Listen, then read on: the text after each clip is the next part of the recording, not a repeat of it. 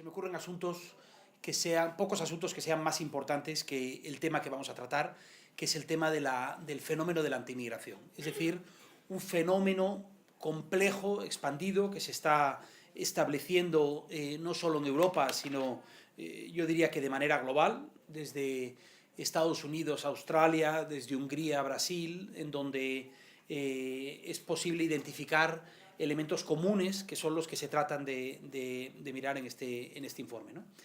Nosotros empezamos a trabajar en este asunto hace ya varios años, hace aproximadamente 2 años publicamos un informe que se titulaba Antimigración, que era un análisis de los movimientos antimigración en el conjunto de Europa, pero un análisis casi fotográfico de dónde estaban estos movimientos, qué es lo que pensaban, de qué manera. Identificamos decenas de movimientos políticos que ya tenían la antimigración como un elemento sustancial de su mensaje político.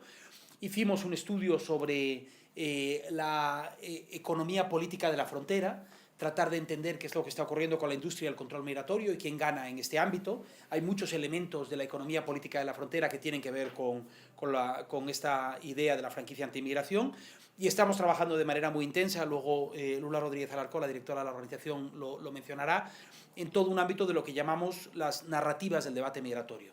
Si esto que vamos a describir es lo que se está estableciendo y nos preocupa, ¿cuál sería la manera de intervenir en el debate público de un modo que trate de contraargumentar muchos de los elementos que se plantean, ¿no?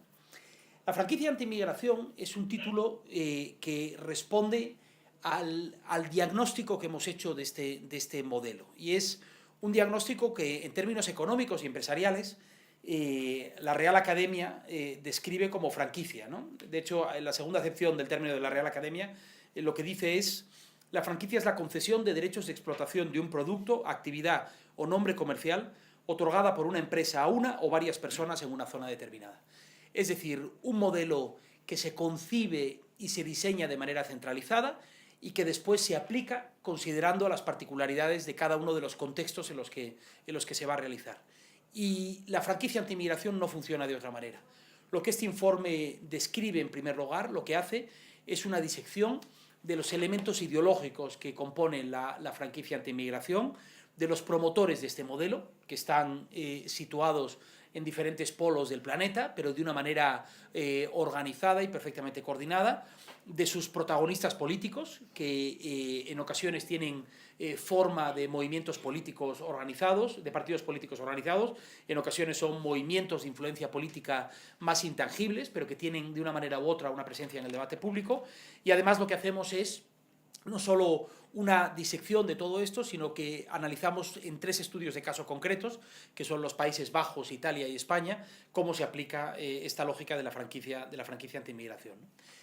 Y lo que vais a ver en este informe no solo es la disección y el diagnóstico de un modelo, sino lo que tratamos también es de desmontar un relato. Y el relato que se ha establecido es que esta idea, este fenómeno del nacionalpopulismo que tiene la antimigración, una de las palancas de entrada, una de las puertas de entrada, es un relato casi épico, del pueblo contra las élites, de abajo contra arriba, ¿no? Y nosotros lo que hemos identificado es que eso no tiene nada que ver con todo eso. Se trata simplemente del esfuerzo porque unas élites sustituyan a otras, una ideología excluyente sustituye a otra, y eso espero que lo cuenten mis compañeros hoy, ¿no? Y una cuestión por encima de todas, y con esto termino aquí: existe un plan. Existe, sin ponernos conspiranoicos, sin tratar de hacer esto una tesis oscura, pero la realidad es que existe un plan. Existe una lógica bien diseñada, existe un plan para implementarla en contextos políticos muy diferentes, es un plan que tiene una estrategia de comunicación muy eficaz a su servicio, y es un plan que está teniendo éxito, básicamente, como vamos a tener la oportunidad de comprobar en España dentro de pocas semanas, ¿no? Y es muy importante que entendamos que existe ese plan y que conozcamos que existe ese plan y que tratemos de diseccionarlo para básicamente para poder combatirlo, por lo menos eso es lo que piensa una organización como Por Causa, ¿no? Bueno, Lo que vamos a hacer hoy es presentar un poco los contenidos del plan. Para eso están dos de las personas que han trabajado de manera más directa en este plan, en este informe, que son Pedro Fernández de Castro y Ana González Páramo, que interviene por Skype. Pero sí me gustaría dejar claro que este es un trabajo colectivo en el que han participado fundamentalmente 8 compañeros que han trabajado de manera muy intensa del equipo de Por Causa. Como siempre, gente profesionales muy jóvenes pero muy brillantes que consiguen hacer trabajos que yo diría que la mayor parte de las organizaciones o think tanks o periodistas no son capaces de hacer, y es un trabajo que se ha extendido durante más de 6 meses y que desde luego continúa, pero no se cierra con este. Así que si os parece, lo hacemos así. Después Lula Rodríguez Alarcón cerrará con un comentario sobre la cuestión de las narrativas y podemos plantear. Así que Pedro, cuando quieras. Continúo. Sí, bueno, para seguir con la introducción que ha hecho ya Gonzalo del informe, a mí lo que me gustaría exponer sería algo así como el marco teórico, ¿no? Primero, desde el que partimos. Y para ello, lo primero que me gustaría transmitir sería que en nuestro análisis lo que identificamos es que el eje izquierda-derecha habría perdido precisión a la hora de analizar la realidad social, ¿no? Realidades sociales, políticas y económicas. Un ejemplo de ello muy claro pues, es la cuestión migratoria. De ahí que evitemos, ¿no?, utilizar términos como ultraderecha o extrema derecha en nuestro informe. Y lo que proponemos, en resumidas cuentas, sería una traslación desde ese eje izquierda-derecha hacia otro eje que podríamos denominar abierto o cerrado, o dicho de otro modo, una contraposición entre dos polos. Un polo de carácter más globalista y otro polo de carácter más nacionalista. En este sentido, nosotros hemos utilizado un enfoque particular que propone un politólogo que se llama Benjamin Barber. Lo propone en su obra Yihad versus MacMundo, y nosotros lo utilizamos y también tratamos de actualizarlo. Empiezo explicando brevemente qué es el MacMundo, ¿no?, al que se refiere Barber. Sería aquel mundo construido mediante el proyecto de la globalización, entendiendo la globalización como un proceso de construcción de hegemonía por parte de Estados Unidos conforme a su modelo político y económico, ¿no?, la democracia liberal y el libre mercado respectivamente. Nos parece especialmente interesante este enfoque, principalmente porque él destaca el papel que jugaron preponderante las franquicias estadounidenses a la hora de exportar el modelo de la sociedad de consumo estadounidense por todo el globo. De hecho, MacMundo, pues obviamente es una referencia a McDonald's, que es la primera franquicia oficialmente concebida como tal de la historia. ¿Qué ocurre? Que el resultado de esta globalización es una pérdida de identidad y de soberanía por parte de las poblaciones, podemos denominar, autóctonas, ¿no?, que se convierten de algún modo en clientes o consumidores de una serie de servicios y productos que les proporcionan corporaciones extranjeras. ¿Y esto qué es lo que produce? Estas dinámicas que generan? Pues generan en las poblaciones una reacción, una reivindicación de un sentimiento de pertenencia y de arraigo que perciben en riesgo de desaparición. En este sentido es a lo que Barber se refiere como yihad, ¿no?, que es el otro término que él contrapone. Yihad viene a decir lucha en árabe, aunque tiene un significado mucho más amplio, pero por no alargarnos por ahí. Y básicamente se caracterizarían por una defensa extrema por una parte de las tradiciones como un conservante de la identidad esencial y la nación como un aglutinante de la soberanía, como el único prácticamente aglutinante de la soberanía, con una deriva consecuente hacia modelos que podemos denominar dogmáticos y autoritarios. Lo que nosotros pretendemos llevar más allá, esta teoría de Barber a la que hago referencia, sería ya no solo en entender este tipo de reacciones como movimientos espontáneos, puntuales, que pueden ir surgiendo, ¿no?, como reacción, sino que se ha producido una evolución y una coordinación de este tipo de fuerzas, y que, como apuntaba Gonzalo antes, tratan de sustituir al modelo de globalización liberal por un nuevo orden mundial que se basa principalmente en dos pilares. Uno sería, como ya ha dicho Gonzalo, el enfrentamiento entre pueblo y élite, y el otro sería el rechazo al otro, al extranjero. De este modo, nosotros lo que proponemos, ¿no?, sería una oposición entre estos dos MacMundos, ¿no?, un MacMundo, como ya digo, liberal, y otro MacMundo emergente que se caracterizaría principalmente por ser populista y por ser xenófobo.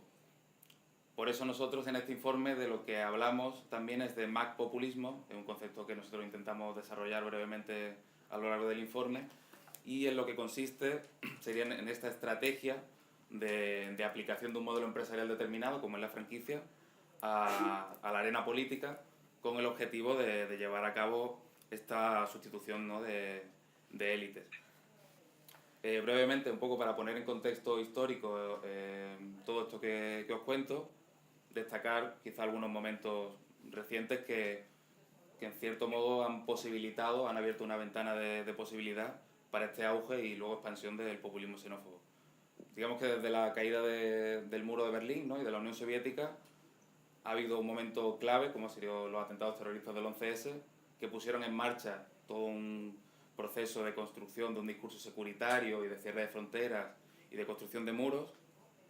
A continuación, la Gran Recesión, la crisis financiera de 2007-2008. También el agotamiento del ciclo y el fin del ciclo de movilizaciones que se denominan anti-austeridad, que vendrían a ser la Primavera Árabe, el 15M, los diversos Occupy en Wall Street, en Londres, etc. Y por último, y quizá más importante, la crisis europea de acogida de refugiados, que ha sido el detonante, ¿no?, quizá más importante, como digo. Y bueno, antes de, por no alargarme demasiado, luego quizá en las preguntas podemos profundizar un poco más, simplemente destacar, ya lo ha mencionado Gonzalo, un par de cuestiones que sí que tratamos y que creo que son de especial relevancia en el informe. Por un lado, hacemos un repaso histórico a movimientos que en el pasado ya han desarrollado estrategias similares, ¿no?, y de las que a su vez esta franquicia se inspira, que serían, mencionándolas simplemente, pues la revolución conservadora en los años 30, la nueva derecha en los años 70, hasta llegar a la alt-right actual, que serviría un poco de base ideológica para toda esta franquicia. Y con esto lo que pretendemos demostrar es que no, si bien no son originales tampoco digamos, geográficamente, porque hay una replicación de un determinado modelo, tampoco lo son en el tiempo, históricamente, porque al final beben de una serie de referencias y autores comunes con los cuales ellos se identifican, ¿no? Y por último, profundizar simplemente un poco más en esto que comentaba Gonzalo ¿no?, de esta red, de este entramado de personas, ¿no?, que son empresarios, políticos, asesores y también organizaciones, medios de comunicación, think tanks, fundaciones, que nosotros identificamos como promotores de esta franquicia. Por supuesto, entre ellos se encuentra Steve Bannon y The Movement, que quizás sea el que más se conoce, ¿no?, pero no es el único. Quizás sea el que está plasmando este modelo de franquicia más explícitamente, pero no sería el único. Y bueno, identificamos nodos de esta red, como digo, por todo el globo, en Rusia, en Estados Unidos, pasando por Reino Unido y también por el continente europeo. Y bueno, yo lo dejo aquí y le doy la palabra a Ana, y ella, bueno, resumidamente comento que nos va a describir cómo opera esta franquicia, qué tipo de mensaje, estrategia utiliza, y va a aterrizar toda esta propuesta que nosotros hacemos en las elecciones europeas de mayo de 2019, las próximas elecciones que son en breves. Hola, ¿qué tal? Bueno, pues yo primero os voy a explicar un poco la metodología que hemos seguido, porque como introdujo antes Gonzalo, esto es la continuación de un trabajo que lleva ya pues casi 3 años, ¿no?, ocupándonos la atención en Por Causa. Empezamos simplemente monitorizando un poco, viendo cómo mapeando esos grupos que eran más bien marginales. Hablamos en 2017, había tan solo 2 países gobernados por la antiinmigración, entonces eran Hungría y Polonia, y hoy tenemos ni más ni menos que 11 Estados miembros, en el Consejo Europeo, que están en políticas de migración con un enfoque ya de hecho que estigmatiza al migrante. O sea que con estos dos referentes ya partimos de un contexto que es muy propicio para la franquicia y sus ejes, ¿no? El primero de todos, y lo que consideramos la marca blanca de esta franquicia, es la antimigración. Más que anti-inmigración, supera solamente la llegada, el rechazo a la llegada de gente, sino en general al intercambio no solo de ideas, sino de proyectos de gobernanza internacional, en fin, todo lo que suponga trascender de las fronteras nacionales, ¿no? Entonces, el segundo elemento que es presente en todos también es la islamofobia, de una manera más o menos virulenta. está en todos. La aporofobia también, es decir, el miedo al pobre, porque está claro que ese rechazo no se da ante los inmigrantes con relevancia social o con cierto nivel de educación, sino que aparece una pena étnica a partir de esta falta de medios o de educación. Luego la retórica nacionalista, decimos claramente retórica porque en realidad no es un nacionalismo ideológico, está perfectamente construido para muchas veces sin ni siquiera... Pues, solo unos meses era un secesionista padano y hoy ha unido a... No se oye. Luego también... Ana, te estamos perdiendo. Ana, un segundito, que ¿Cómo? te estamos perdiendo. ¿Sigo? Sí, O la llamamos de nuevo, ¿cómo hacemos? desde retórica nacionalista, más o menos. Sí. ¿No se me oye? Sí, te hemos perdido cuando hablabas de retórica nacionalista. Has explicado antimigración, islamofobia, porofobia y estabas en retórica nacionalista.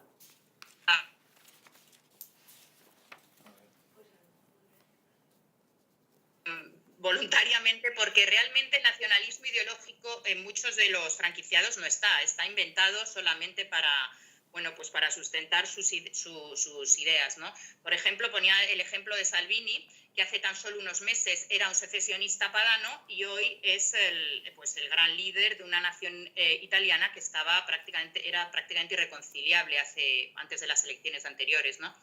Luego tenemos el populismo, y este también es un elemento fundamental porque el populismo no solamente ofrecer soluciones simples a problemas complejos, es mucho más profundo. Se trata directamente de ir contra la pluralidad en todos sus sistemas, en todas sus acepciones, puede ser partidos políticos, minorías, la propia democracia representativa, y además y la retórica permanentemente divisoria, ¿no? Luego tendríamos liderazgos fuertes en todos, precisamente porque es que esos programas son bastante clones, con lo cual es el liderazgo el que le da a lo mejor alguna individualidad a cada partido. Y sobre todo mismos enemigos y aliados. Y esto se conecta con el tema de este movimiento internacional. Es decir, todos tienen los mismos aliados y enemigos. Ahí nos tendríamos que preguntar cuál sería el pago a esa franquicia en caso de que se materialice en poder, porque todo tiene pues, doble sentido, ¿no? En cualquier caso, todos los argumentos, sean económicos, identitarios o securitarios, se encaminan exclusivamente a crear una sensación de excepcionalidad y de amenaza en la que ellos se convierten en el orden frente al caos. Claro, se proponen medidas excepcionales para confrontar esta amenaza, y ahí es donde se puede llegar a legitimar el incumplimiento de obligaciones legales o internacionales, normalizar la impunidad de los incumplidores e incluso, ¿por qué no?, pues no violar los derechos de las personas migrantes, ¿no?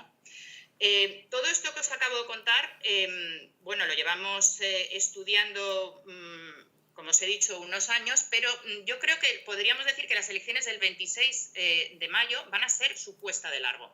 Es decir, han pasado de ser casi todos partidos euroescépticos a decidir que en lugar de implosionar la Unión Europea desde dentro, ¿por qué no controlarla directamente e incluso deshacerse de la élite que hay ahora en Bruselas y suplantarla? Porque al fin y al cabo, si fueran realmente las encuestas más benignas hacia ellos, que llegan a prever un 25%, pues sería realmente no solamente un espaldarazo a...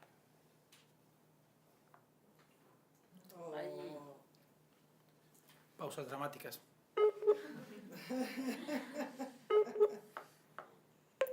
¿Ahora? Ahora sí. Ay.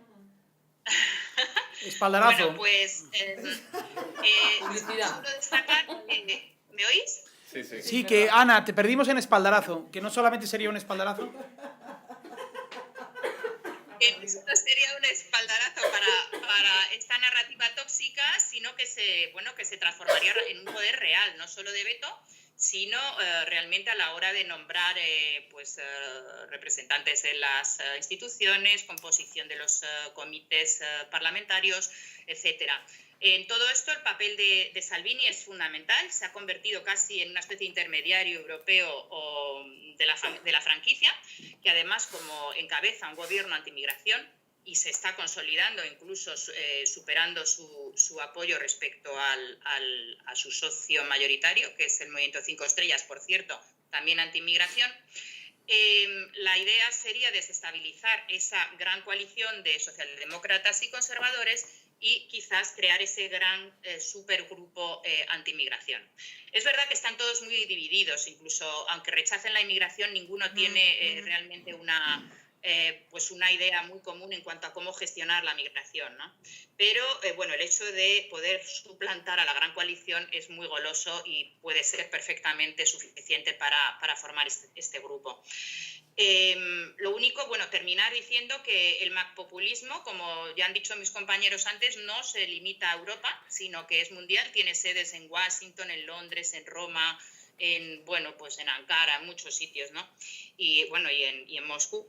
Y entonces no debemos pensar que se va a quedar aquí. No debemos aceptar este marco contaminado porque vamos a perder todos. Ahora se trata de las personas migrantes, pero al final es la ciudadanía, el pluralismo y el marco de convivencia que dábamos por garantizado. Entonces, bueno, ahora ya con esto doy paso a mi compañera y directora Lula Rodríguez Alarcón para que nos cuente cómo desarmar este discurso y, bueno, y crear una nueva narrativa. Gracias. Bueno, yo voy a hacer un cierre muy breve. Creo que Gonzalo ha hecho hincapié en lo que es más importante, que es que interioricemos que todo lo que está sucediendo no es casual. Creo que es lo más importante que aporta este informe a todo el espacio de información pública, porque hay una sensación, sobre todo entre gente normal, ¿no? Y también, digamos, por mi apreciación es que es una falta de, digamos, responsabilidad por parte de los medios de comunicación a la hora de juzgar lo que está sucediendo. Somos parte del sistema que está ideado porque somos unas piezas que están moviendo de una forma organizada. Y yo creo que si queremos revertir lo que está sucediendo tenemos que salir de ese tablero de juego, tenemos que dejar de ser piezas que se mueven al antojo de unos pocos que están organizados para pasar a tener nuestro propio espacio de trabajo y nuestro propio espacio narrativo. Entonces, lo primero que tenemos que hacer es salir del marco reactivo, no podemos dejarnos provocar, aquí no se trata de tener razón, no consiste en eso, las razones son complejas, no podemos caer en el populismo que nos están imponiendo, no podemos polarizar, los asuntos complejos tienen soluciones complejas y discursos complejos y eso es lo primero que tenemos que parar. Decimos en Por Causa, tenemos una frase muy interesante que se llama "la mierda no se comparte". No podemos ser los promotores de la difusión de los mensajes, hay que parar de utilizar nuestras redes sociales como una herramienta para difundir sus mensajes y empezar a difundir nuestros mensajes, y nuestros mensajes tienen que ser mensajes en los cuales nos analizamos como humanidad que siempre se ha movido, que nunca podrá dejar de moverse y que cree en unos derechos y unos valores que nos ha costado mucha sangre y mucho tiempo conseguir. Entonces, ni un paso atrás en nuestros derechos y ni un paso atrás en contar las cosas que nos interesan contar. Y salgamos ya de este espacio que está absolutamente cooptado, como demuestra este informe, de una forma muy organizada y que nos están ganando la partida por la mano. De modo que yo os invito a todos a que os leáis el informe y a que luchéis a través de vuestra capacidad individual de cambio, y a los medios les invito también a que hagan una reflexión a este respecto, para que consigamos parar lo que está siendo una especie de ola incomprensible, ¿no? que va a marcar nuestras elecciones nacionales, que son dentro de nada, y sobre todo las europeas. Y muchas gracias por habernos seguido y acompañado.